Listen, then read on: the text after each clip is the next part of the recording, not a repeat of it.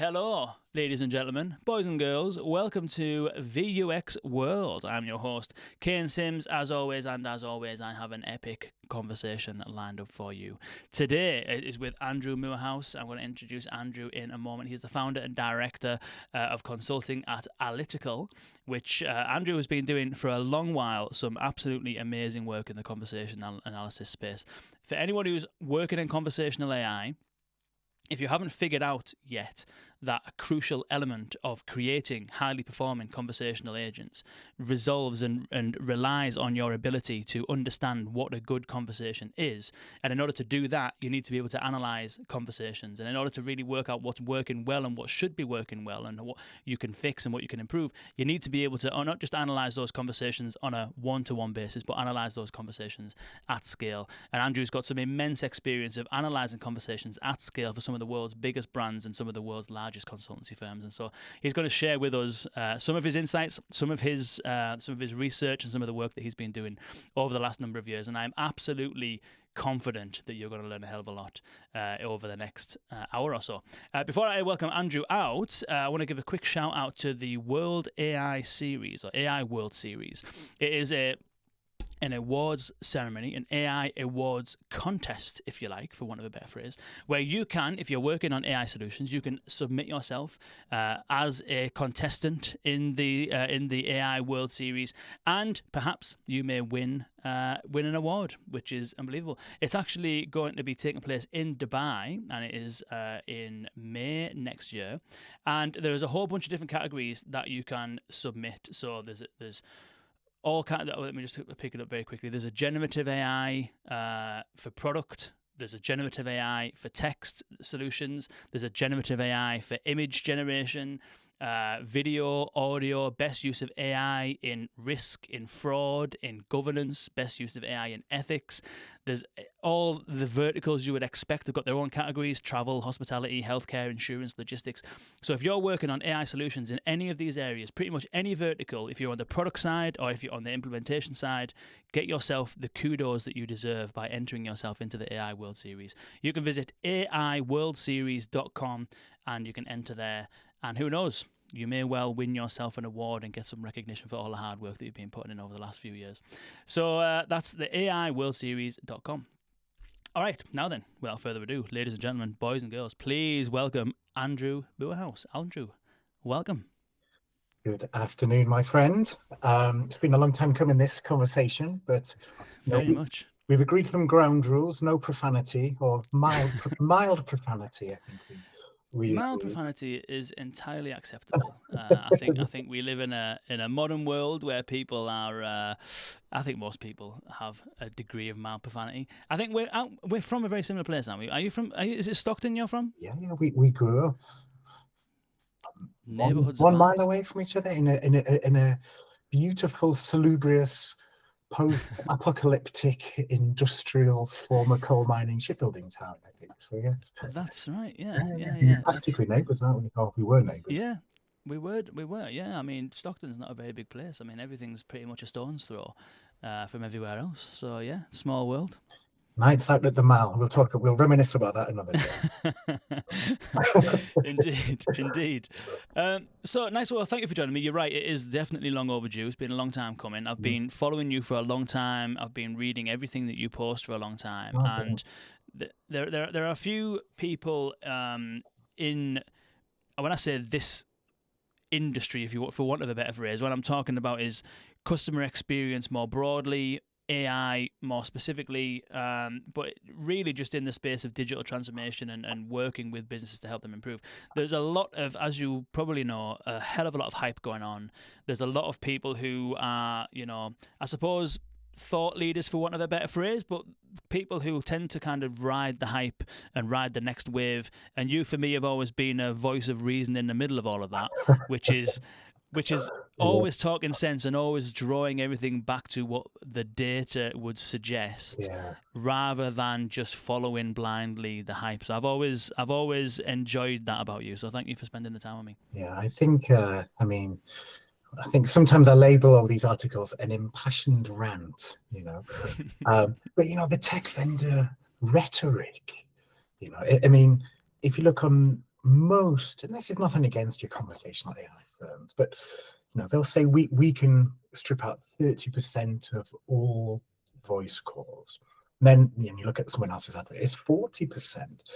If I've got a big contact center operation, 12, 14 million calls per year, there's absolutely no way with a chatbot you're going to strip away millions of phone calls. I even met one, I'm not going to mention the firm, who was adamant he could achieve 80%. And this was when I was at Deloitte. We were doing for a big tier one bank quite a robust vendor selection process. And it just lost all credibility when the sales guy said 80%. Mate, 42% of these tier one bank inbound calls, these are kind of urgent, important fraud, transaction disputes. These are things that cannot be resolved in any chatbot, and the processes don't exist for them.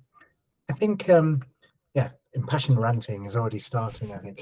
So, I think. No, go on. No, I was going to say, I think the backdrop, and this is something we touched upon, was I had access to some huge data set of 8 billion phone calls from one of the big telephony providers.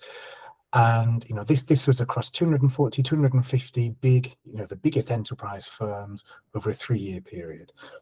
And so looking at these 8 billion phone calls, what was fascinating was companies have invested tens of millions of pounds, tens of millions of dollars in conversational AI, automation efforts, self-serve, and it's all very, very well intentioned. Look at this 8 billion call data set. At best, call volumes have plateaued, and everywhere else they're going up. Now, there are some cases where perhaps a grocery store doubled its revenue during the pandemic because more home deliveries. So of course, calls have gone up 3, 4, 5 million, but they generated another 10 billion pounds in revenue from the home shopping channel. So you go, well, that's fair enough. So again, this rhetoric of invest in our solutions, we're going to decrease inbound contact. If you used to talk to any contact center operations leader, no one has achieved an OPEX saving from headcount reduction. Headcounts are stable, if not going up, in call centers.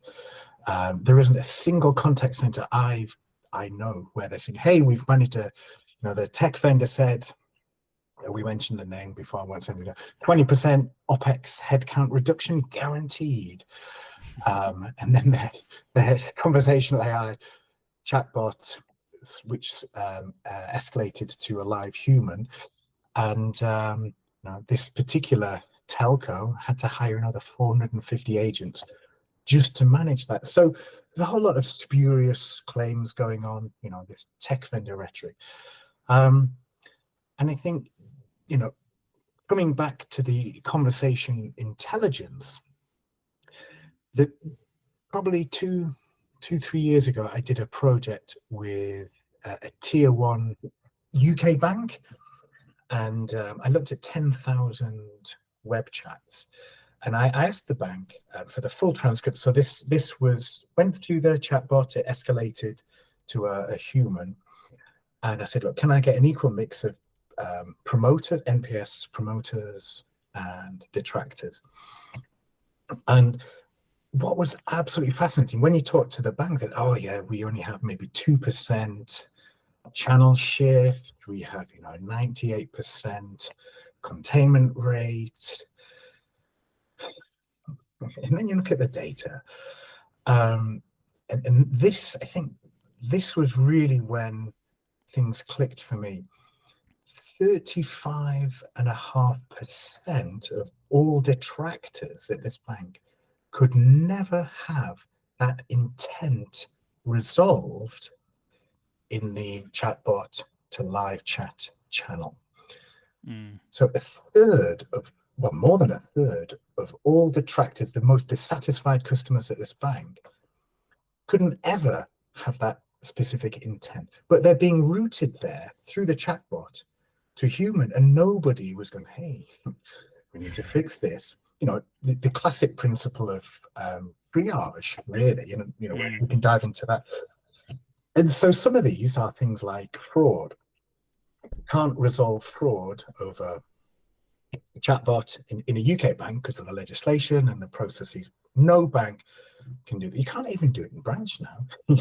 Even if you go to the branch, you have to phone, which is bonkers. So you can't resolve fraud. There's a dedicated fraud line. If you take money out of an ATM and whatever, you don't get the right cash or it doesn't come out, an ATM dispute, cash machine dispute. If you direct debit indemnity, a whole bunch of kind of problematic things, you can't fix that. And the agents on live chat can't fix them. I was just thinking, this is just madness. Why wouldn't you identify the intent and then put some triage solutions? So you take the customer, and let's talk about seamless journeys. Is a bit of a spurious term, I think, as well.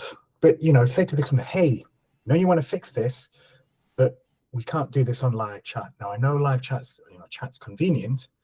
If you're free, click here and we'll phone you straight away. If you're chatting whilst on a WebEx or something, on a Teams call, click here to schedule your call, right? And some Gartner research that says, if you make it seamless, there's no effort for the customer in that channel switch. Customers aren't annoyed. And the level needed of orchestration, intent level orchestration, it sits above the conversation design. Conversation designers are absolutely brilliant, but they have most have like a very tight remit.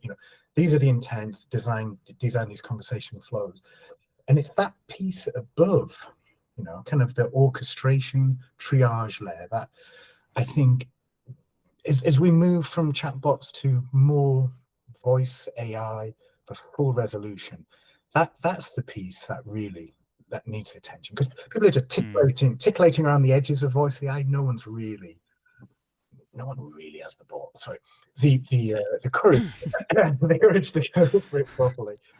So, well, that makes sense, and yeah, I mean, it's most of the time it's a much bigger job to do that, isn't it? And although that's, I think, where everyone should really start, is what is the incoming contact across your channels? What are the high level intents and sub intents that customers have?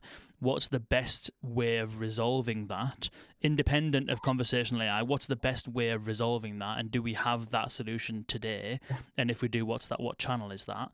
And so you're kind of mapping together the intent by the right channel and the ideal channel to resolve it on, and then you're kind of orchestrating your journeys appropriately, isn't it? Do you think that is, stepping back a few steps a minute, where you were talking about the vendors that were, over-promising, we're going to automate X% of your calls, we're going to help you kind of redistribute or ship off X% of your staff, all that kind of stuff. Is the kind of failure to be able to do that and to failure to deliver on that based on kind of what we're just discussing here, which is a fundamental misunderstanding of the kind of use cases that the business has, and the overconfidence in being able to automate things that either legislatively or otherwise couldn't or shouldn't be automated? I think it's partly that, but I think it's an ownership and a bandwidth issue. So if I think about not just, a chatbot probably owned by digital team, who also owns some self-service journeys, you have your IVR solution with all the different varied disposition codes, and that often might report to a chief data scientist. Digital team reports over here, contact center. You've got your IT team, and then you've got marketing who owns socials, and it's a bandwidth and an ownership issue, because really exactly what you said, what's the best way of resolving this intent? And everybody collectively, and people hate collaborating because it's outside the day job. I don't get paid extra. It's an extra in my normal day job, doesn't go away. But it's so you really need this proper cross-functional collaboration, and it sounds all a bit wishy-washy. So let me give you an example, because if you take any shipping company, UPS or something, it probably wouldn't be a surprise to say about at least 30% of all inbound contact, let's just take the telephone, is where's my parcel? Okay, I think that's, I'm sure probably more than 30%, but let's go with 30%. Now, where's my parcel is obviously the high level intent category, and then there's a huge long tail of probably 80 sub intents. Each of them has a different resolution, and there is a different place to resolve each of those. So if there's a hey, where's my parcel, and there's a one-shot API lookup after authentication, and the delivery's still out, irrespective, in UPS Canada and Human First, which I think you spoke to Gregory a while ago. Yeah, no, they've done some absolutely incredible work to lay the groundwork for UPS, the conversation intelligence side of things. So, if it's hey, where's my parcel, and the delivery's today, irrespective of where that journey starts, socials, Twitter, Facebook Messenger, live chat, telephone, the customer gets a code which takes you to an Uber style tracking app where you can follow this little brown van. It's absolutely perfect. If the sub intent is, hey, this is on the long tail, hey, you said you left my parcel with a neighbor, but my neighbor said he doesn't have it, and the photo of the neighbor's driveway is not my neighbor's driveway. That requires an absolutely different resolution, which is an agent needs to contact the driver, and the driver needs to say, hey, actually, I left it, over here. And so unless companies map out all of these sub-intents and say, and this is the really key message: meet the customer in their channel of choice. This kind of tech vendor message. The omni-channel consolidation vendors love this. Meet the customer in their channel of choice, but triage the hell out of it and resolve it in your place of preference. And I think that's an incredibly powerful message. UPS Canada are doing it. AT&T, they're doing some great work with TalkMap. There's Bank of America, and back to this example of this tier 1 bank in the UK. When you dive down into the minutiae of, it was a live person installation with a Watson NLU, perfectly great piece of tech. It's not a tech issue, but they only had 110 intents. Then you look at the IVR disposition code list, there are 180 contact reasons. And then you look at the number of self-serve journeys available once you're logged in, authenticated on the website, about 420. So you've got a team who've done 420 self-serve journeys. Your IVR team has done this, and when you dive into the data, interestingly, fraud, the volume of fraud calls was about 8% in the bank. It's about 16% of airtime, because these are really long 900-second calls. You could never automate that. But so fraud often has a dedicated phone number. But when you look at some of the other categories, they're up to 50% incorrect. So if and there are multiple intents per contact, and that's not reflected. So if you're building your customer contact strategy off your IVR data, that's the worst place to start.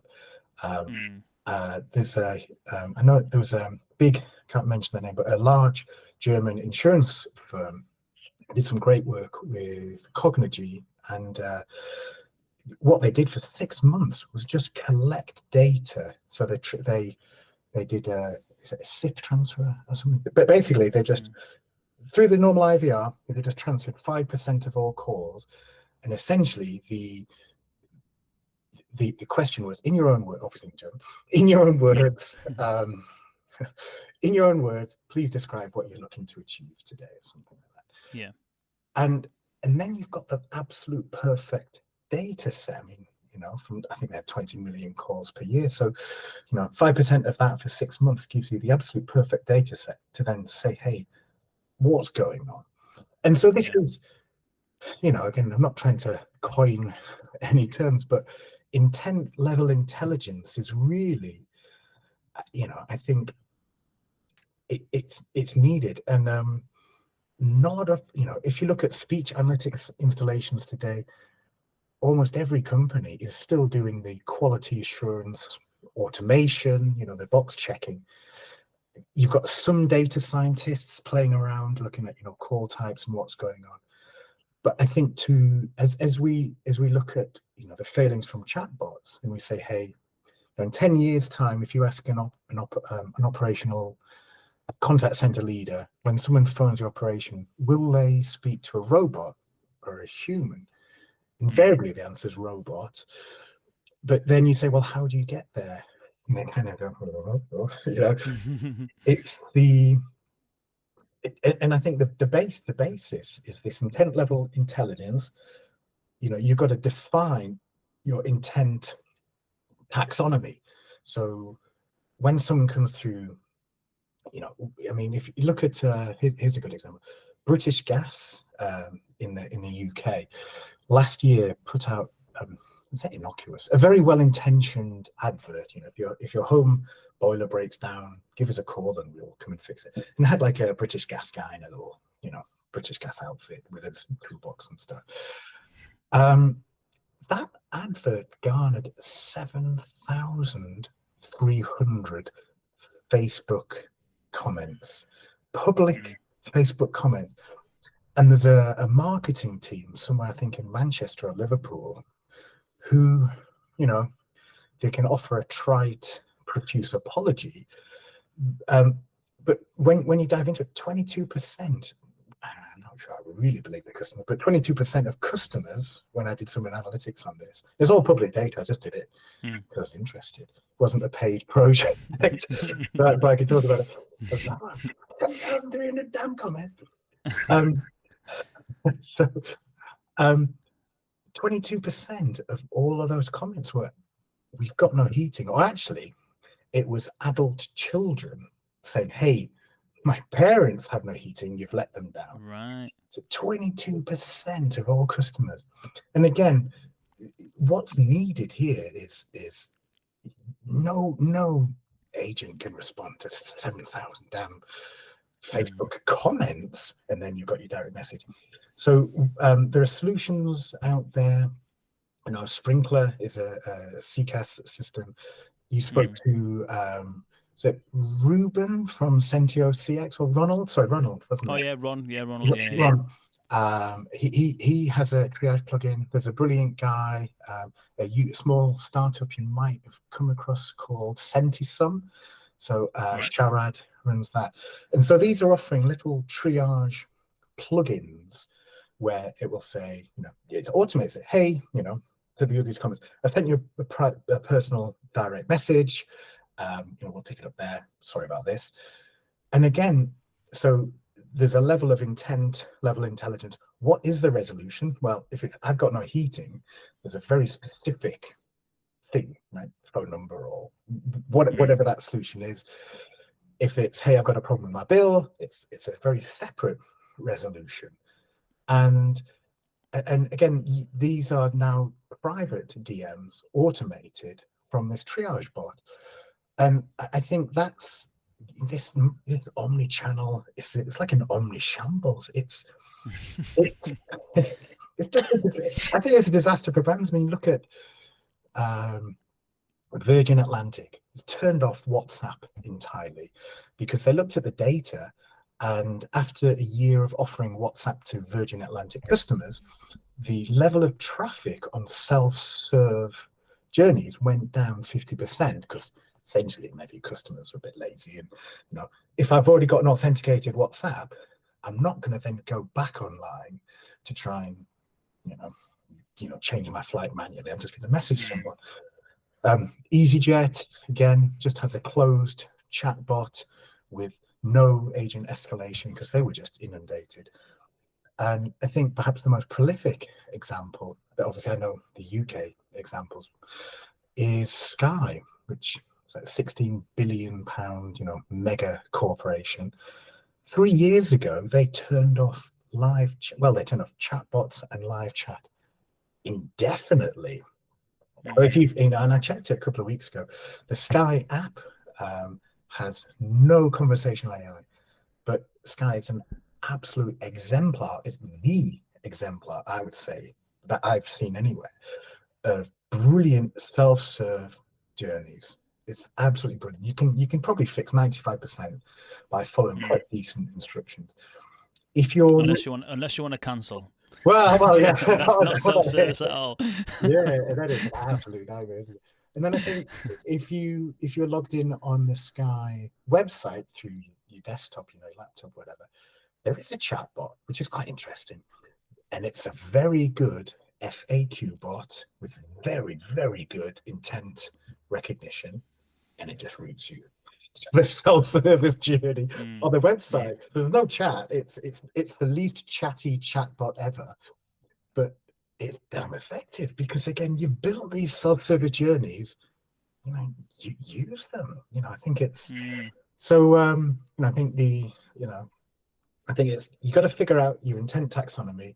You got to get this cross-functional team together, which it's a bandwidth issue. And I think I've said this a couple of times, and it's probably been taken the wrong way, but this isn't an artificial intelligence problem. This is a human intelligence problem. Well, it's a human bandwidth problem, I think, because no one owns it, and no one has the spare capacity to start getting involved in things that they don't own. And I think then the third thing is, again, triage, figure out, you said, what's the best way of resolving this? What is the single best way to resolve this? So meet the customer in their channel of choice, and then let's resolve it in our place of preference. And the tech exists there. So again, it's not really a technology issue. It's this, what do you call it? Intent level orchestration. So you've got your conductor at the front of the orchestra, and it's everything. It's your socials, your voice, and figuring out what do we do with this. It's not like the digital team sitting in isolation over here. And I think that's part of a problem as well, where they don't have a remit to own inbound, and even contact centers don't have the remit over your marketeers and your social teams. So I think it's the silo. To answer your question, it's a very long answer, isn't it? To answer your question before, I think it's the siloed structure, the lack of ownership of these different teams, and the human bandwidth. And maybe the will, because everyone's going, oh my God, I'm just going to keep my head down and try to avoid the shitstorm. But if you're gonna do voice AI properly, this is the place I think people need to get to, really. Yeah, I think it's any type of AI in any channel, really. Like, it's a lot of the stuff that you were saying earlier on there is very reminiscent of Matt Dixon and the Effortless Experience, which is very big on kind of the channel where a customer issue should be resolved should be the channel that is best suited to resolving that issue, rather than the channel that the customer happens to be on. If I'm on Facebook Messenger, just because I'm on Facebook Messenger doesn't necessarily mean that we should try and resolve everything on Facebook Messenger. So I think you definitely agree with that, and definitely agree with the whole kind of, starting from the point of view of mapping your intents and then figuring out what the best solution that you have already in place to fix those needs. And then if you do want to automate certain channels, then you automate the getting people to the right place. Maybe some things are simple enough or straightforward enough or even preferenced to be automated in a conversational fashion, perhaps. What is your thoughts on? So you mentioned there Sky closing down live chat. You mentioned EasyJet closing down live chat. Virgin shutting off WhatsApp. That's kind of, I would say, in my kind of observation, is almost counter to the trend. The trend, there's another trend, which is actually a lot of companies are trying to open up these channels, trying to open up more asynchronous channels. And in fact, actually, some of them, you mentioned Decathlon before we started, and also you mentioned a German insurance company. There's also a German airline, forget the name of it now, which is both of which have closed their contact centers, closed their call center rather, and they've shifted all of the telephony traffic to asynchronous messaging channels. There's a number of companies who I know of who at the moment are they either have live chat or a chatbot, and they're debating or working towards moving to more asynchronous channels like WhatsApp. What's your kind of response to that? Because there's like two trends going on, isn't there? One is that people are shutting down the asynchronous channels because they're not working. The other is that some of them are trying to get into those asynchronous channels because the live channels are difficult. It's fascinating, and so I'd say my thinking has, I'll say, evolved. Again, I look at the data, and that the data says, well, this is what's going on. So the Sky thing, I was like, oh, it's retrograde. I mean, how can they turn off their chatbot? But I think they needed six. Despite being almost 20% OPEX reduction by the a rather exuberant sales guy who was leading the pitch.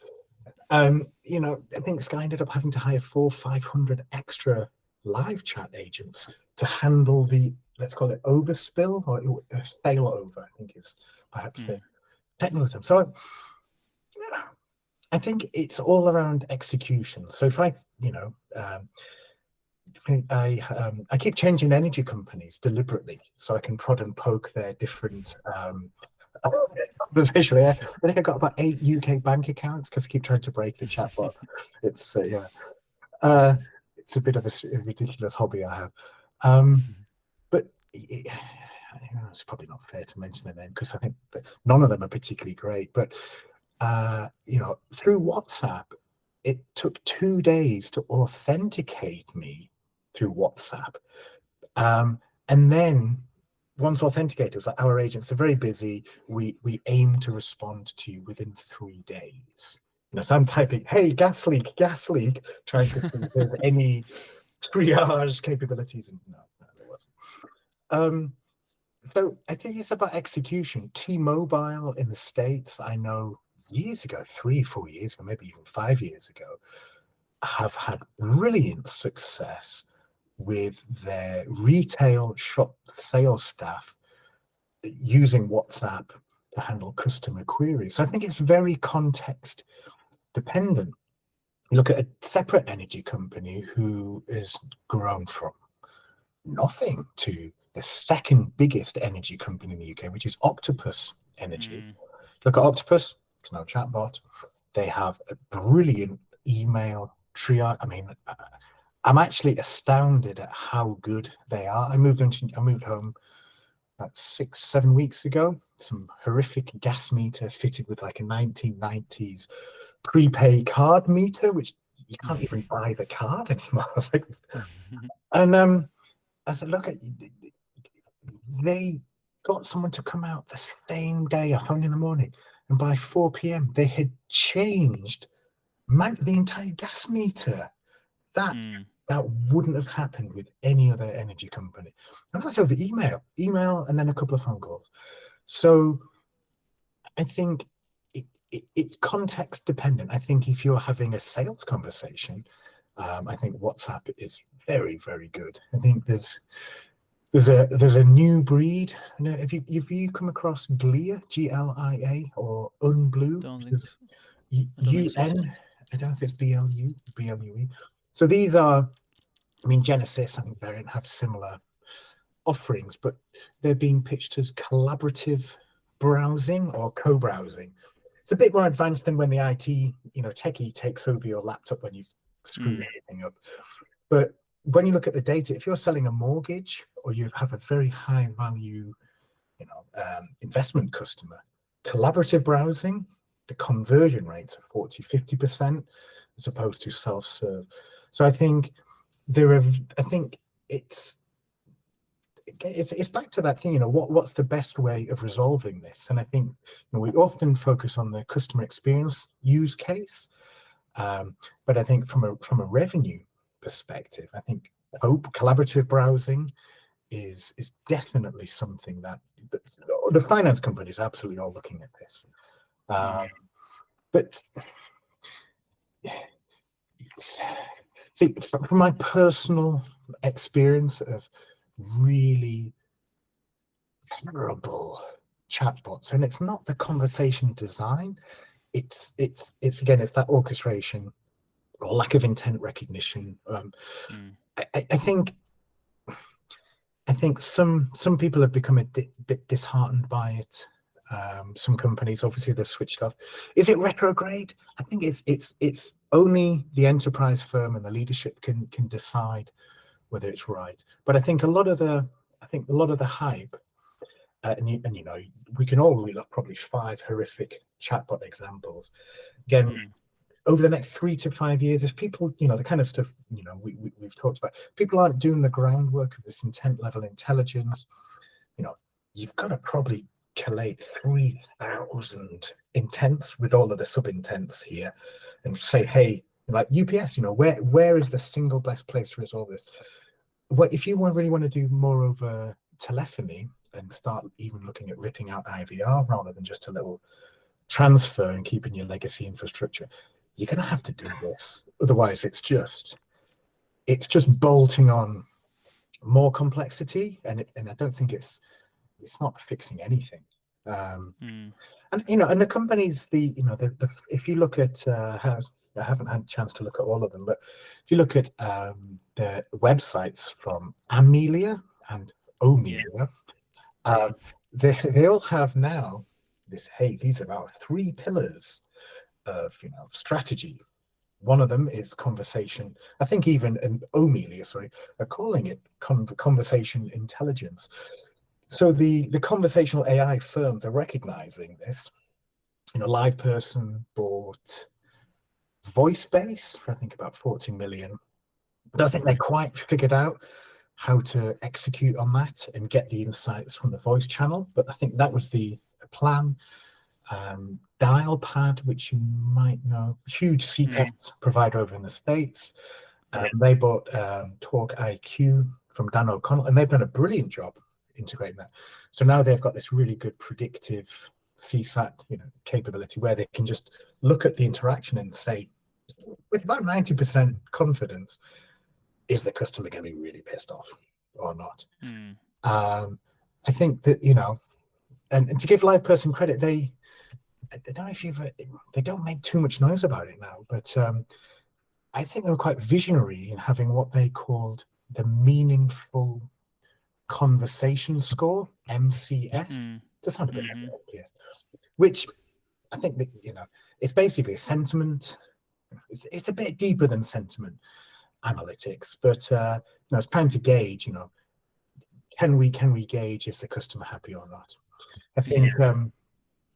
You mentioned Matt Dixon before, so he Matt Dixon and his, I shouldn't call him his sidekick. So Matt's the conversation scientist, and Ted McKenna. Well, the credit. Nick Torman and Rick Delisi. Yeah, are the other 2. So there's they wrote they're at the book, but at Tether.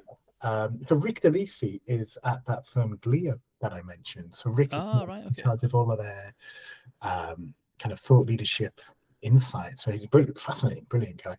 But so Matt and Ted McKenna. So Ted McKenna was the chief data scientist. Matt did all the behavioral economics, behavioral analytics at Tether. And so they essentially codified the customer effort score. It's kind of like marking your own homework. It's very clever because, of course, we've created the metric and we're going to measure things against that. But I think there's Tether. There's a company in Hungary called Xtroid, and they've done a really good job on the kind of getting this intent level intelligence. And then one of my favorite people around is a Serbian professor called Danica. She's got 2 PhDs, and he runs a company called Sentient Machines. So I think there are some companies getting this right, but there's the conversational AI firms. Boost AI have partnered, just recently announced, I think over the summer, partnered with Core Miner to again, because I think Boost have gone, right, we need to start really nailing voice analytics and getting working. And I think Core Miner bought a company as well who offers SIP transfer, so you know the possibility of replacing IVR. So I think that partnership is going to be really, really, really effective. So there's some interesting things going on. And I think I've absolutely repurposed your question and moved away from is it a recommended option to go with WhatsApp or not? And my experiences with Sky have been great. My experiences with my new, because I keep changing energy companies, with Octopus Energy, not the boiler, the gas meter being replaced. What within 7 hours of me saying, "Hey, I've got no gas." That is impressive. I mean, it's absolutely incredible. Yeah, that was on email. So I don't know. Chatbots, they have a place, but it's the architecture. You know, I think very.co.uk, when they introduced all their chatbots, they looked at their online. This was about 4 years ago. Looked at their online FAQ traffic, and the chatbot just cannibalized the traffic to the FAQ website. So it wasn't augmenting anything. It was just cannibalizing the traffic. So it really depends is the answer. It's a crappy answer. Yeah. No, it's a fair enough answer. It sounds as though from your experiences recently that the companies that have delivered good service have arguably done that. Maybe not in Sky's case, but certainly in Octopus's case, a heavy reliance on the people. And so I suppose the challenge still for businesses is that as business grows, whether that's, you mentioned there that loads of retailers had tremendous growth of online shopping during the pandemic. Generally speaking, although a lot can be said for the economy right now and stuff like that, but lots of industries are still growing. As the population increases, government services get more placed under more demand. As the population increases, more people need bank accounts, more people need insurance, more people need cars, more people buy more stuff. And so things don't necessarily show any signs of sort of stopping and slowing down. And maybe the role of people, it sounds, I don't want to put words in your mouth, but it sounds as though in Octopus Energy's case, the role of its people is a differentiating factor. However, Octopus Energy will still no doubt have lots of stuff going on that are sort of less valuable than your use case. So in your use case, you need a new energy meter.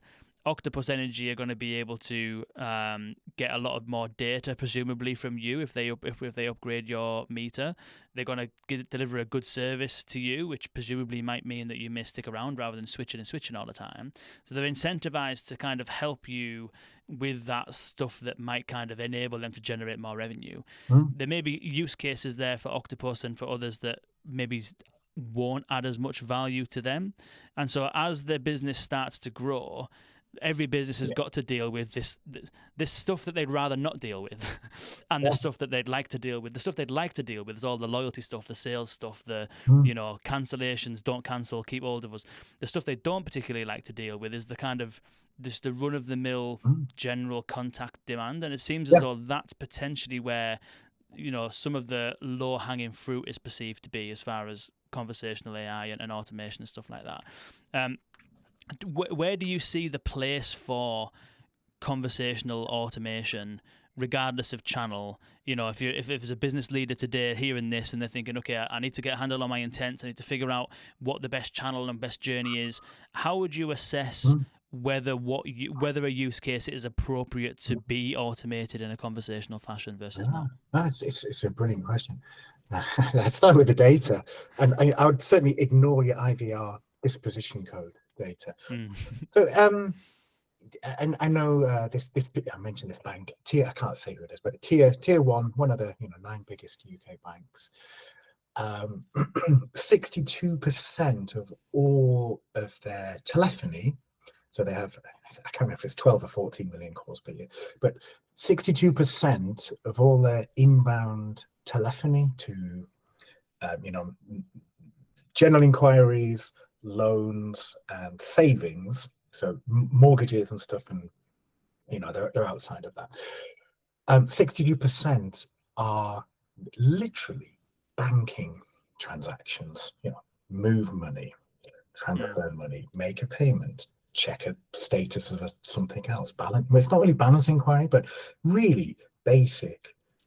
I mean, they are transactions.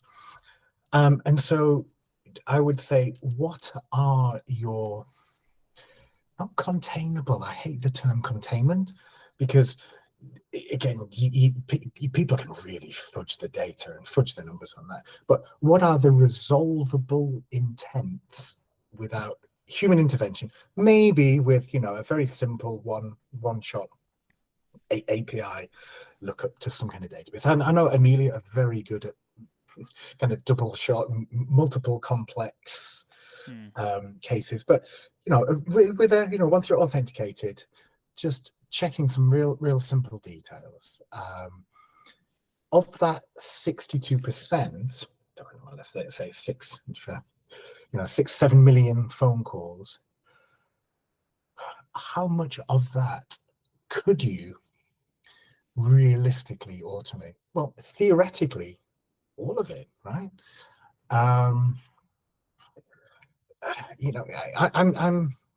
I'm seeing, and I won't say the numbers, but the companies. I'm seeing, full resolution from voice AI. I'm seeing about 18% is kind of being at the highest companies are getting to and it depends how you measure it. Is it 18% of all resolvable intents, or are you measuring it as 18% of all inbound? Because not everything, so this bank, fraud, as we talked about, you can't resolve that through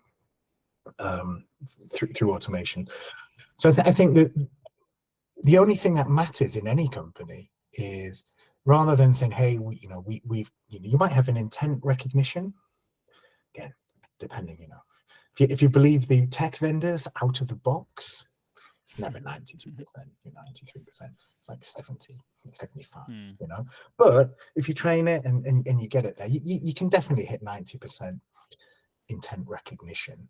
And so you've got this funnel. So there's intent recognition, is it containable?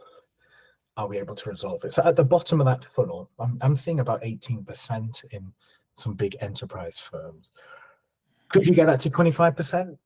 Probably. So again, I'm talking about voice. Could you get to 30, 40%? I don't know. And are you talking there? Are you talking 30% of all use cases? So in 100 use cases, there's 30 use cases or 18 use cases. Or are you talking about just volume of traffic? So it's based on volume. So let's say right. I mean, when we've done pilots, we haven't taken 14 million calls because it's terrifying. We've transferred 5%. Well, in fact, the first one we just did 10. And Poly AI are brilliant at this. Just kind of getting it right, getting the confidence and building things up. But it's of all inbound traffic. And so counting, could we resolve that customer's query or intent, or in fact they might have multiple intents, which gets a bit messy. It's a bit trickier. But again, you look at I probably shouldn't mention it, but a big leading telco, 18% of all of their customers on voice have more than one intent to resolve. So you really you've got to understand what the hell's going on. And I think the way companies are structured with speech analytics sitting over here and being a quality assurance, quality monitoring role, I think you need a separate, not central intelligence agency, because that's not the right call, intelligence agency. We need something that isn't focused on quality assurance. It's absolutely different. And there's and I keep mentioning all these random companies. I'm not affiliated with any. I just think, I think if someone does a great job, they need to be name checked or something. But there's I came across them about a year and a half ago, a company called TalkMap. And they're fascinating because they are a brilliant speech analytics conversation intelligence provider who don't do QA automation. They don't do any agent assessment because they're going, that's not, we're here to nail this. And I think, I can't remember if they're working with AT&T or Bank of America. I'm probably going to say that, but they're doing brilliant work on the groundwork, really. And I think that's, I'm just answering my own question now, sorry. But yeah. No, it sounds a bit like Symbol. Have you come across Symbol AI before? Yes, yeah, they're very good. Yeah, very good. Yeah, sounds a bit like what they're doing. But yeah, I think the whole sort of the whole space of conversation analysis is something that is for people who are conversation analysts. I was speaking to Liz Stocko. She's going to be on the podcast. Really? I love her. Yeah, she's amazing. Absolutely brilliant. She's going to be on the show coming up, and like for people like her who are like that's her remit, and Bob Moore and stuff from IBM, like their remit is conversation analysis, and that's kind of their pedigree, their education, and then potentially even people like yourself, like you come into the world of the kind of like conversational automation, and straight away you're like, well, this is all a conversation analysis problem. It's like if you really can extract the insights from your conversations, one at the highest level, which is what intents are what's your sub-intents, and then map those to the right kind of channels. But then two is, even within the dialogue around a specific use case, how do you make that an effective conversation? So there's so much to be learned through conversation analytics, and I think that companies, seemingly from what you've been discussing, it's kind of getting there. Companies are starting to wake up to this fact that conversation analytics is absolutely crucial to both your automation and to your human kind of resources. What is your thoughts on a lot of the technology that exists around conversation intelligence? Part of it, from a research perspective, is largely manual. So on the research side, conversation analysis is a lot of just reviewing actual transcripts and reviewing them manually and stuff like that. That's obviously not scalable from an enterprise standpoint. A lot of the kind of solutions that are in play today are based on intents and categorizing intents, which is based on more of the kind of like intent-based NLU systems. What are your thoughts on the kind of generative AI, large language model kind of technologies, and whether they are useful in this kind of task? I don't know if you've done any experimentation with conversation analysis specifically when it comes to large language models and stuff. Absolutely. I mean, it's invaluable and massively underutilized today. So let's go back to banking example, but they're brilliant, and it's almost a meme floating around online, and it's super public, so we can, and we're not poking fun at PayPal, but if you type in PayPal, I've been scammed. You might think, there are hundreds of screenshots of this thing, and so someone's messaging the PayPal chat, but hey, PayPal, I've been scammed, and he goes, amazing. Right. But what's funny is because I said I think I've got 7 UK bank accounts, and I'm trying to break their chatbots. You type in, hey, my card has been blocked. They generally get that. If you say, can you unblock my card? They don't understand. If you type in, hey, I've experienced fraud, because it's far too basic. They're looking at the single utterance of the word fraud. If you type in, I've been defrauded, not one single UK bank picks that up. They don't. So you go, well, and then you go, well, so the purpose of large language models, what you call it, semantic similarity. So I've been defrauded, I've been scammed, I've been done over, I've been hoodwinked. Hoodwinked? Somebody can say hoodwinked, maybe me, right? But so the value in your conversation design is, and your conversation intelligence is, I want to know everything that is semantically similar and synonymous with fraud, and and you couldn't, and not just single phrases. I've been done over. It's probably, talking a long tail, 1 in 100,000, but it might be there. And so unless you're using some kind of approach, and I haven't seen any, again, talk map, I think human first is probably the absolute exemplar in this world of, because I mean, I've used them on projects, and you say, hey, here's what I want to find. And he goes, I have no idea how it works, by the way.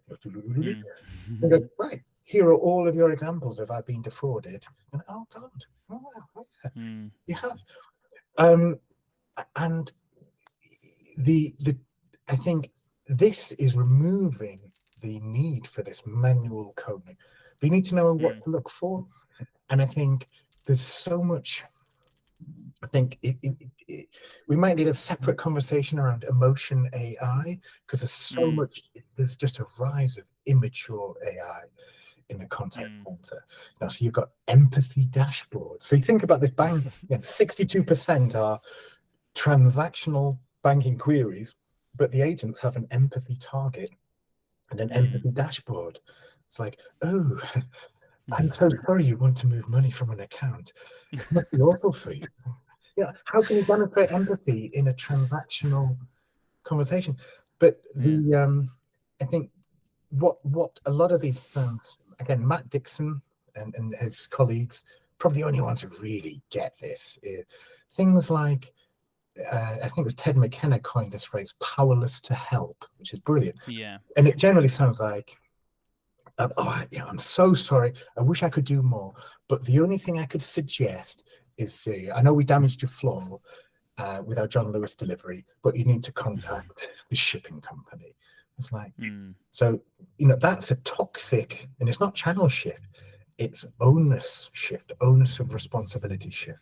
Look at John Lewis, 62% online ranting complaints are down to huge white good and TV deliveries. So it's 4% of group revenue, 62% of all ranting. And it's because of this ownership shift where John Lewis is saying, hey, look at this. So there's so much to understand. Lack of certainty on timescales. When I've done work with Thames Water, Angling Water, statistically, the single biggest driver of dissatisfaction, it's not a lack of politeness and empathy, it's a lack of certainty on timescale. So it's, I'm standing in the garden surrounded by, the guy didn't say raw sewage, but I'm standing in the garden, there's raw sewage everywhere. How long are you going to be? Oh, we won't be too long, sir. We'll be there as soon as we can. And this customer goes, well, soon? How soon is soon? Oh, I couldn't possibly say. So measuring the right things is from, and it's people like Matt Dixon, Liz Stocco. Liz has a colleague, Saul Albert, who's a professor up in Loughborough. Saul's amazing guy. They get it. And I think a lot of the conversation designers actually get it, but they probably don't have the opportunity to influence what's going on. Whereas the JavaScript coders and data scientists today, who are often only speech analytics installations, as great as they are at Python coding, they don't get it. And there's, I don't know if we've got time just for one little snippet. So I really can't say the name, but there's a large contact center, and this is a while ago. And this was when I made a kind of an intentional pivot from manual kind of conversation analytics to, hey, there's, I think you need to up your game and understand the AI world a bit better. So there was a Verint installation, and it was measuring agent behaviors. So it was a big call center in Dundee, about 1,200 people or something. And there was one person who wrote the source code for the Verint speech analytics system, 2016, 2017. And he was from Dundee. And I don't know if you know about I'm sure you know the football rivalry between Dundee and Glasgow. They hate each other. Right? But in Glasgow, so if you're brought up there and you develop the not colloquialisms, the kind of verbal tics. So it's very common for someone in Glasgow to say, Not a problem. Not a problem. To be fair, to be honest, mate. Right. So the JavaScript code up in Dundee went, all right, we got a load of Glaswegians in our call centre in Dundee. I don't like him. So he basically coded in provincial xenophobia into the speech analytics system. Someone in his call centre said, not a problem. They got a red mark on their dashboard. And it was an inverse measure. So they were measuring confidence, but you can't measure confidence per se. So they were measuring the inverse. So if you say words that aren't confident, and so this guy, what's his name, had the freedom to codify whatever the hell he wanted. So I lifted up the bonnet. I was like, oh my God, put it back down. So I worked with this company to help them get the right source coding. So I think, I think it's quite rare to have provincial xenophobia coded into your system. But, I remember I fell out a little bit with coal miner. I used to work at Capita, and we had 20,000 agents. And coal miner came along, and we were looking at, well, can we measure? What can we measure? And they said, oh, well, we can measure empathy. I was like, great. So how do you do that? They went, well, we listen for the. They didn't say this, but they said we listen for the single utterance of the word sorry. And I was like, okay. And, so that's not empathy. And so it's just because I think, but you've got, but then you've got these beautiful dashboards, and then you have these screen pops, they're measuring talk speed and all this spurious stuff. One of the installations I've seen, I saw a demo, it flashes up, hey, slow down, Speedy, you're talking too fast. You should be speaking at 120 words per minute. Yeah. So what do you do with that? And then there's another one, monotonacity. So again, that's, the theory, I don't know who decided, but you should be talking like this and not in a monotone voice. But when you've got call centers in quite a lot of agents in Eastern Europe or Poland, we almost had mutiny because something 90% were kind of getting marked down for monotonacity. And this isn't xenophobia. The system's just garbage and not measuring the right things. It's capable of measuring the right things, but we didn't have a Listoco. The tech vendor doesn't have a Listoco professor Listoco who can say, actually, that's garbage. You should. Isn't that half the problem though? Is that like these tech companies don't have those expertise? It's a bit like with conversational AI. Every single conversational AI platform that you would ever see, the first thing that you will be presented with when you first start to design or build an application is either a blank canvas or a place to list intents. Now, there's a very specific way in which you can craft dialogue in order for a conversation to be successful, but none of these platforms include any of it in their architecture.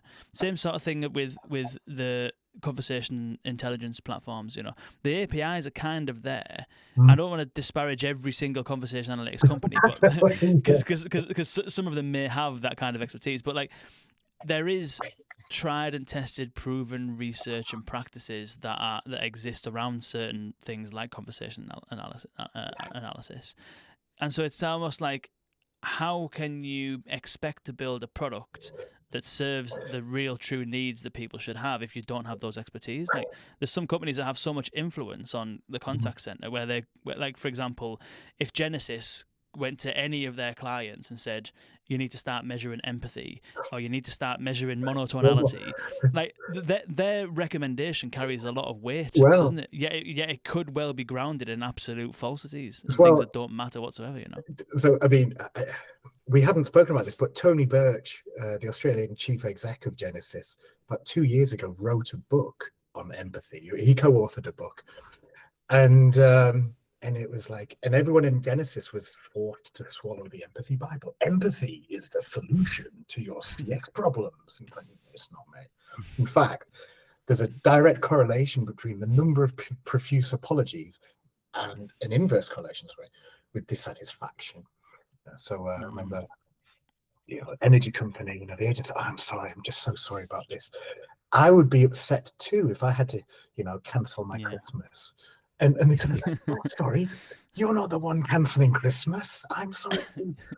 So, empathy isn't the solution, isn't the CX savior. Yeah. There's an article there, maybe. Okay, I might make some notes.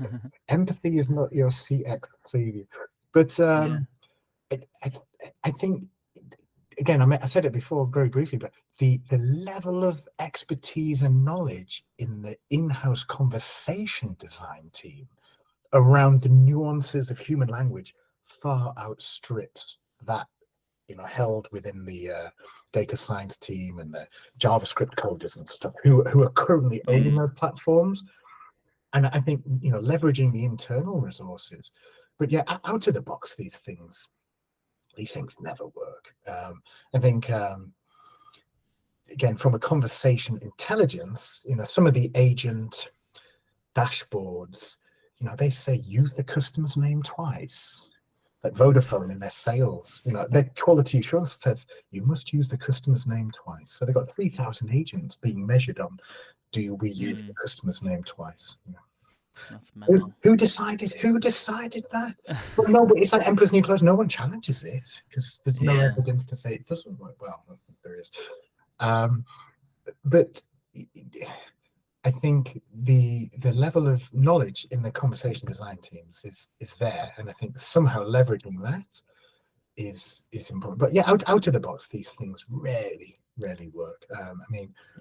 Nexidia, which for years reigned as the absolute best speech analytics system there, principally because they used phonemes rather than trying to transcribe the word. You can probably explain that far better than I can, but they have their out of the box dashboard, and number one is thank customer for their loyalty. You have to say thank you for your loyalty. And then number 6 on the dashboard is suggest customer uses self-serve options. And then there's another one which is demonstrate ownership.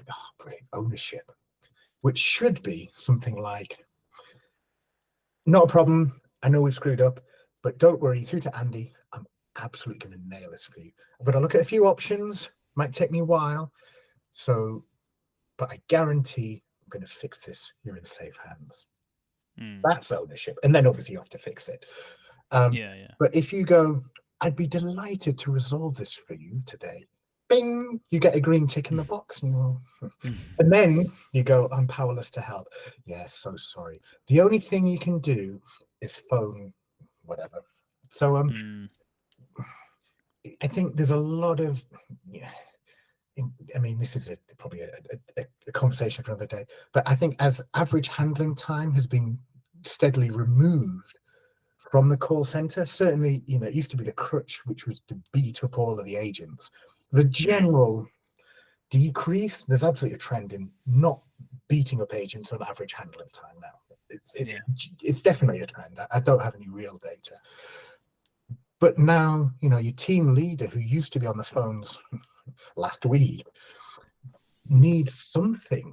So now these dashboards and these targets on, you're not being empathetic, you're being monotonastic, and you're being all these things because they need something to harass their agents with, because they don't really understand performance-based conversation. But I think we're moving away from conversational AI to it's still relevant. The agents and the assistants work hand in hand, don't they? And as we mentioned at the beginning of the conversation, like, the purpose of some of these conversational AI solutions really ought to be to route you to the right place, and that often is going to be the right agent with the right skills and the right power to be able to help you. I think some of them are powerless to help because of it's just process, isn't it? A lot of it's process and red tape, and even procurement decisions. Like, very similar to the John Lewis example. Whenever we need blinds, whenever we've moved house, you need blinds. We ended up kind of getting into ordering the blinds online. It's really straightforward. You just put your measurements in, place the order, and that's it. most of the time, all the times I've done that in the past, most of the time the order gets to you probably in, I don't know, 4 weeks, 3 weeks, something like that. Yeah. This one time, fairly recently, with this house, put the order in, and to be honest, because we were getting so much work done, I kind of forgot about it. And I all of a sudden dawned on me, I thought, I'm going to need that blind soon. Where the hell is it? And so I ended up checking through my emails to try and to see if I had any updates. The only email I ever got from the company was, thanks for your order. Oh. And that's it. No dispatch, no kind of like holding message to say, sorry, this is taking too long. I thought, what the hell? Yeah. So I went back, contacted them, rang them up in the end, and I was like, look, I've placed this order like probably a good 12 weeks ago, and I've heard nothing since. Like, where is it? And they were then clicking around, tapping around. Oh, can't really say. Like, what do you mean you can't really say? How can you not say? Well, the thing is, you see, we get the deliveries from China, and there's a company in China that do it. And so all we know is when we've sent the order to China, we get an acknowledgement that the order's been received. But the next time that we hear about this, about anything, is when the blind has been put onto the ship to be shipped. That's the next time we hear. And then once we know it's been shipped, we can tell you. I was like, okay, so as far as you know, the order's been received in China, but you have no idea when it's going to be done, when it's going to be shipped, and when it's going to arrive. And they were like, yeah. And I was like, okay. So even if it had been put onto the ship, what's the next update that I would likely get? And they were like, well, once it's been shipped, we'll let you know that it's been shipped. And I said, well, so can you let me know a date? I'm like, well, no, we can't let you know a date. I was like, well, why not? I was like, well, we don't know how long it's going to take the boat to get here. So the next update that you'll get will be when it gets put into the hands of the courier. I was like, well, who's the courier going to be? Well, I don't know because we use 3 different couriers, so it could be any one of them. I was like, oh my God. So, but that issue of with businesses that use, the issue really is the fact that this business, really, it's kind of like a drop shipping company fundamentally, and they use different businesses to fulfill their orders. And all of the retailers these days definitely use the kind of delivery services. None of them have their own deliveries, apart from probably Amazon. So they all use third parties. They're entirely dependent and reliant on those third parties. Those third parties, like the DHLs and Yodels of the world, etc., they kind of think that they've got their own customer base. And they think that they're the ones that need to provide the where is my order service. You know, DHL should provide that. Retailers shouldn't provide that. Whereas really the relationship that the customer has is with the retailer. And so you would go to the retailer because you place the order through the retailer. Currys did this all the time. I know we're on a bit of a rant now, but good. Currys Ranting is good. Keep it going. Yeah, but Currys did this all the time. What Currys do, I don't know if they still do this. You order something from Currys, and the whole service from the point of purchase is all done by a separate company called Know-How. And I think they might own Know-How now. They might have bought them, I don't know. But the whole thing was outsourced to Know-How. So from the second you're placing your order to figuring out when it's going to be delivered, and also you need, if you buy like a washing machine, you want your old washing machine taken away and then your new one delivered. So you need to know what day it's going to be because all this kind of stuff. Anyway, they could never tell you anything whatsoever. And then whenever you go back to Currys and say, hey, what's going on? I don't know what's happening. They would always, 10 times out of 10, say, we can't do anything, it's not our problem, you've got to go and contact Know-How. So then you're now in this brand new relationship with this brand new company that really doesn't care about you whatsoever. It's just delivering orders. And so it's like those companies believe potentially that they have these customer relationships and that, they are the ones who should be providing the automation, the where's my order stuff. But really the journey comes from the retailer and should really be fulfilled by the retailer. And that's the long-winded way of saying that the procurement decisions that companies make directly impact the customer experience. And you should really only make procurement decisions provided you can have control over the communication with customers throughout the whole journey. Yeah. I mean, so Currys is for your guests, is a UK electronics kind of like, is it not Target? Like it's Target? Not quite Target. It's probably more like, in Europe, it's probably more like Euronics. In America, it's maybe more like, I don't know what it is in America. It's not Target or Home Depot. It's more like a specific electronics store, isn't it? What they have in America, to be honest. I can't remember the name. But the situation you mentioned is exactly the issue John Lewis is having. So, and this is from publicly scraping 62,000 odd Public examples of ranting customers. So, when a John Lewis, which is a high-end department store in the UK, when they get annoyed, they write to the Guardian. The Guardian with paper and pen, the Guardian publishes their letters. They even have a section which is John Lewis complaints, which I find absolutely incredible. But the situation is onus shift. The onus of responsibility is pushed back to the customer to resolve. So in your cruise example, it's that third-party distributor. And that is incendiary because, so again, was it 62% of John Lewis online ranting scale detractors are from the category of white goods and TV, so above 10 kilogram deliveries, where the courier company has screwed up. And it's absolutely destructive to the reputation of of John Lewis, because they're trying to compete on price. But yeah, if you look at certainty, and again, the speech analytics, and most big enterprise firms don't measure this in their agent conversations, but just there's a continuum of certainty from absolutely, I give you my personal word, it's going to happen by this point, to I haven't the foggiest, mate. I just haven't got a clue. And then there are steps, and there's some kind of vague language, like it should arrive, it might arrive, hopefully it perhaps will arrive, so that the I haven't the foggiest to, some vague language to absolute certainty. If you're going to measure something, measure that. And look at DPD or any of these, we don't yet have the Uber style tracking apps, do we, for our shipping companies? But DPD, I get a text and it says, your delivery, and I love it, will arrive. It doesn't say should be. It says your delivery will arrive, in very precise language, will arrive between 13:41 and 14:41 p.m. today. Click here to have it stored in a safe place or whatever.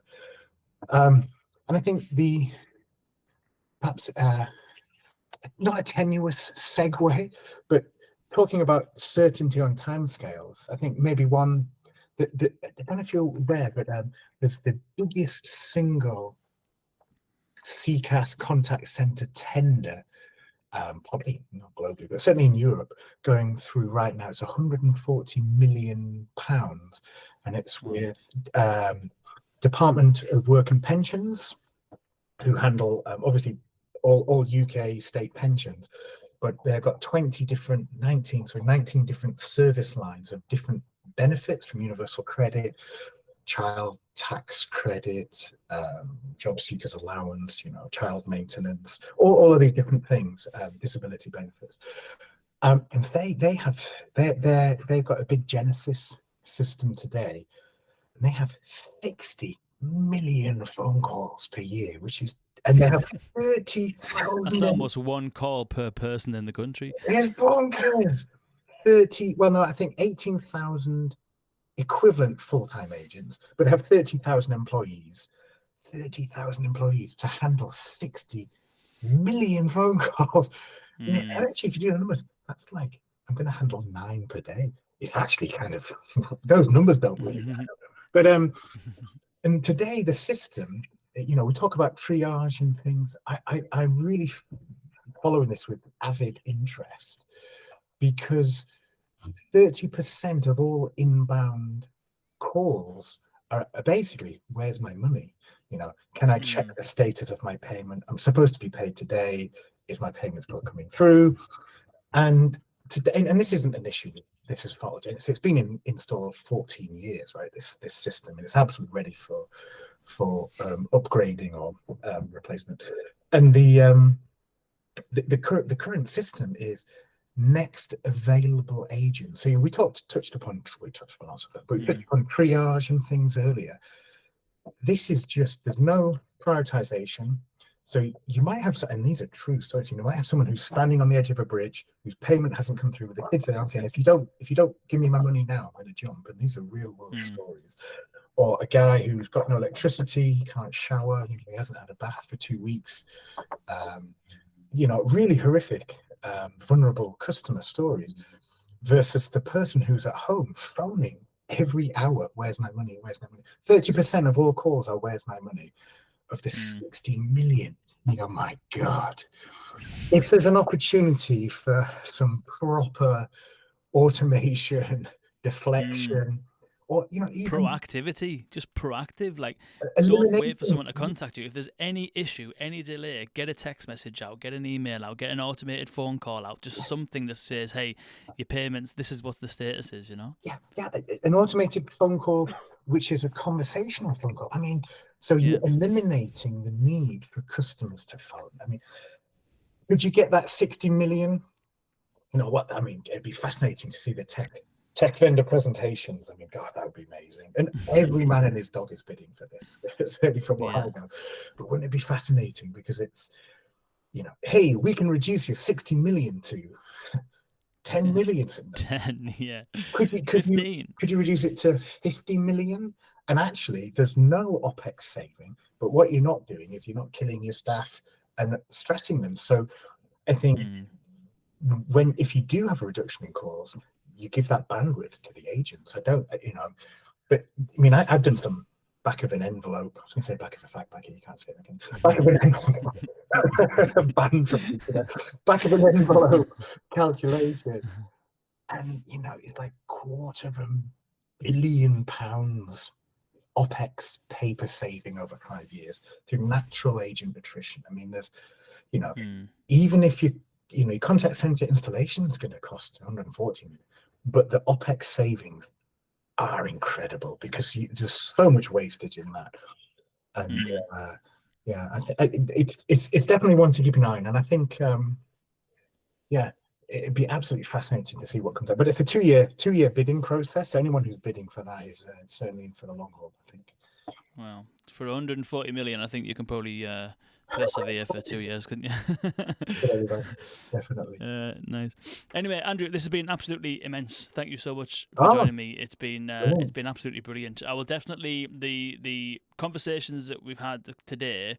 I know there's a lot of insight in some of those articles that you published. One around predicting NPS, the other around the death of live chat, and the other around is it time to rethink conversational AI, which is all around your intent mapping and something like that. So I'll put all of these articles in the show notes so people can go and read them. And presumably you're open for people to connect with you on LinkedIn if they want to learn more or follow your insights. Yeah, well, hopefully, I mean, we had a very quick chat about this, but I think from January I might be taking a role in a big financial organization with about 20,000 agents, trying to put all of this into practice. So, but yeah, I'm always up for impassioned ranting. Hopefully they don't have any kind of like gag restraining orders on you that would prevent you from sharing those insights in future, because that would be brilliant to follow your journey and your lens there. I think it's the same. They're pretty awesome. It's a brilliant tribe to be looking to join. So we're just figuring out some fun. I was going to say finalities. That's not even a word, but we're just finalizing some finalities, and we'll see how it goes. Finalities. Nice one. Cool. Well, thank you so much for joining me again. It's been an absolute pleasure, and thank you all for tuning in. Next up, we have Smartbots on the podcast, where we're going to be diving into the ins and outs of that platform. And it's been a pleasure as always. Really, thank you so much. All right, catch you around. Nice one. Speak soon. Bye.